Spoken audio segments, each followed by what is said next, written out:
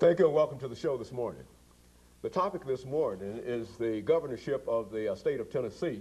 And of course, we have with us to talk about the governorship of the state of Tennessee, a candidate for the governorship of the state of Tennessee, former chancellor of the Tennessee Board of Regents, Dr. Charles Smith. And Dr. Smith, let me welcome you to the show this morning.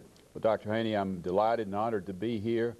You were kind enough to invite me a couple of years ago, and I was really impressed with the number of people who watch your program. It's really incredible, I think, the kind of following that you have, and I commend you on this program. Well, certainly, Dr. Smith, we appreciate you saying that. And of course, the last time you were with us, you were the chancellor of the Tennessee Board of Regents, and you gave us what we consider to be some excellent information concerning the status of higher education in the state of Tennessee. And I think at that time we also got from you some information relative to your background, your education, and some of the things that you believe to be important in your career that prepared you to be the chancellor of the state of Tennessee, of the Regents of Tennessee. And what I'd like to do is essentially the same kind of thing to do this time, to get some information about you and your background and that kind of information, and to tell our audience why you believe it is important at this time that you be considered one of the candidates for the governorship of the state of Tennessee, and after which we'll get into some of the other problems. Well, Dr. Haney, I'm a lifelong resident of Tennessee. I grew up in rural Tennessee, Sparta. I went to school in the public schools of Tennessee, went to the University of Tennessee as a college student. I've had the good fortune of living in all three grand divisions of the state over the past 40 years. And I have been the chief executive officer over 4 major state agencies over the past quarter century. And I think that background, the knowledge of the state, the fact that I've had some experience, extensive experience of running big organizations in politically charged environments would serve me well as governor. And now, since I have retired from the Board of Regents, I want to give something back to the state. I think my leadership ability, my experience, and my style of leadership would make a real difference at this time, because we're in trouble in this state. And I think that we need a leader who is decisive, who has the courage to address the issues head on, and who is willing to listen to the people. You say that we're in trouble in the state, Dr. Smith, and I think most people will agree with you. But let's look at the status of state government in Tennessee, which is to say that when you think in terms of the job that you're seeking, how do you see that job at this particular, the status of that job at this particular moment? Well, I think that to really set the stage for today, you almost have to look back. And I had the good fortune and honor to serve in the cabinet of Ned McWhorter. And when we were in office, our state was judged as the best managed state in the nation by outsiders. We got national acclaim. Our bond ratings were the highest of any state in the nation. There were only 6 other states that had the ratings that we had. The education improvement program that the governor and I put in place back in the early 90s was viewed as being the most outstanding improvement program in the nation. And all of that has changed in recent times. We've been at a stalemate in this state, as every citizen knows. One of the things I hear on the campaign trail is that people are tired of the stalemate. They want to see something happen. And we're no longer the best managed state in the nation. We've lost our bond ratings. Our education improvement program has lost its luster. And above that, we're seeing state parks being closed. We're seeing rocks being thrown through the Capitol windows. We're also seeing money that was earmarked for the farmers being used to balance the budget. And our economic development has lost its momentum. We know for a fact today that in the last 5 years, our per capita income has dropped from 92% of the national average to 89%, and that 3 percentage point drop has cost our state nearly $1 billion in tax revenue. We're going in the wrong direction. We need to reverse that, and I believe as governor I could do that.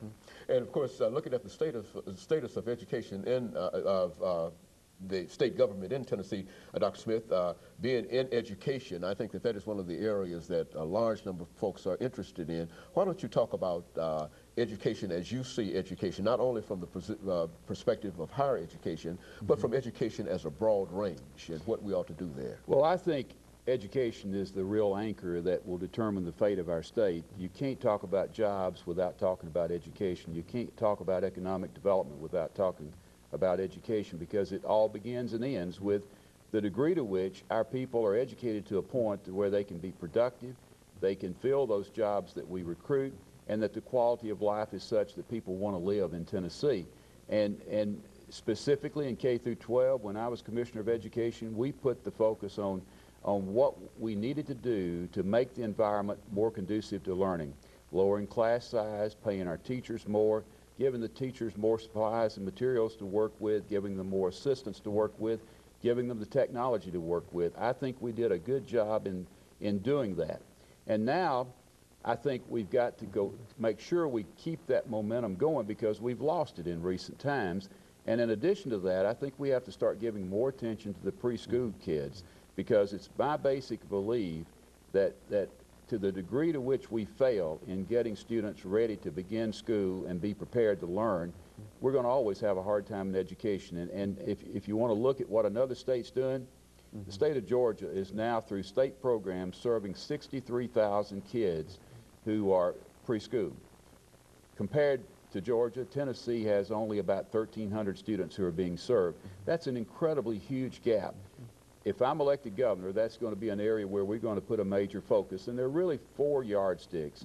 I want to insist that we work tirelessly to ensure that every child who starts the school is prepared to learn, that every child who completes the 3rd grade is reading at 3rd grade level, that every high school graduate is graduating with the ability to take a job and be successful or go on to post-secondary education, and that every working adult who needs to be retooled for a changing job market has that opportunity to do that.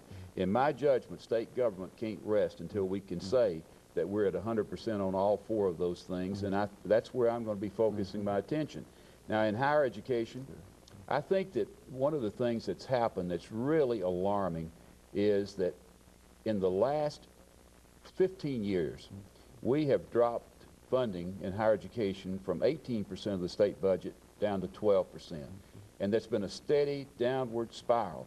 And in doing that, what we have done is we've really cut the legs out from under the growth and development of higher education. And it's come at a terrible time, because we know today that we are right at the bottom in the number and percentage of people who have a college degree. We need to enroll a whole lot more people. We need to educate a whole lot more people, and yet we're going in the wrong direction. Now, overlapping this whole problem of education, K-12 and higher education, we have to face the reality that we've got a brain drain occurring now that is really alarming. On the retirement side, we know that 38% of the faculty at the Board of Regents, where I serve, between 2000 and 2005 will reach the age of 65. They'll be retiring. We also know that we're losing thousands of teachers every year to the state of Georgia, to the state of Alabama, and they're going for $10,000 to $20,000 increases in pay. So we're going to be replacing over half of our faculty. At the Board of Regents, that would be about 6,000 faculty members in the next few years. And we're having to do it at the time when we're least competitive, and that means we're going to have to be taking the 3rd, 4th, and 5th choices. The other states around us are going to get the top choices. That's a 3-generation problem, because those teachers who come in are going to be the ones who will be hiring the teachers in the next generation, and we're going to have a downward spiral that we have to eliminate, in my judgment.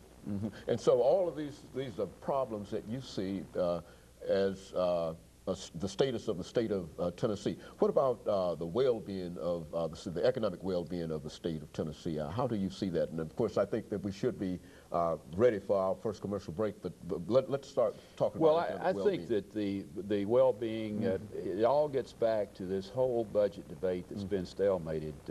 And I think the thing that's really been missing in that debate is a clear sense of direction for the state. I don't think the leadership of the state has stepped up and said to the people of Tennessee, let's work together